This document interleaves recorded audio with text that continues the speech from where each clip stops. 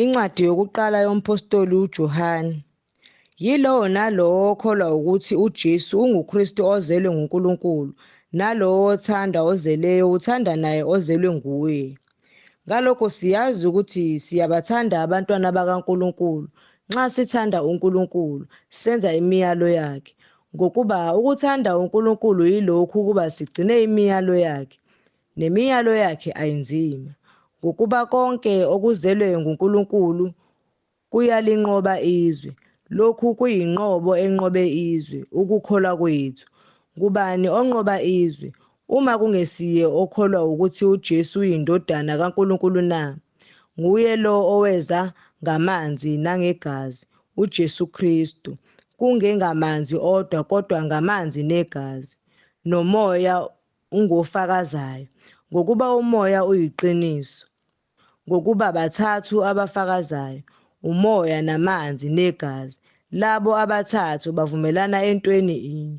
Uma samukela ubufakazi babantu, ubufakazi bukaNkulunkulu bukhulu kunalobo, ngokuba ubufakazi bukaNkulunkulu buyilobu abufakazile ngendodana yakhe. Okholwa yindodana kaNkulunkulu unobufakazi phakathi kwakhe. Ongakholwa nguNkulunkulu umenze umqambimanga, ngokuba engakholwanga ngobufakazi uNkulunkulu abufakazile ngendodana yakhe. Yilobu ubufakazi ukuthi uNkulunkulu usiphile ukuphila okuphakade. Nalokhu kuphila kusendodaneni yakhe. Onayo indodana unokuphila. Ongenayo indodana kaNkulunkulu akanakho ukuphila. Nginilobele lokhu ukuze nazi ukuthi ninokuphila okuphakade, nina enikholwa egameni lendodana kaNkulunkulu.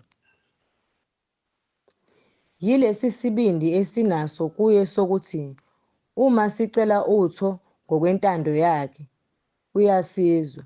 Uma sazi ukuthi uyasizwa noma sicelani, siyazi ukuthi sinakho esikucelileyo, esikucele kuye. Uma umuntu ebona umzalwane wakhe ona ngesono esingesiso esokufa, makacele. Uyakumnika ukuphila, ekunika labo abenza isono esingesiso esokufa.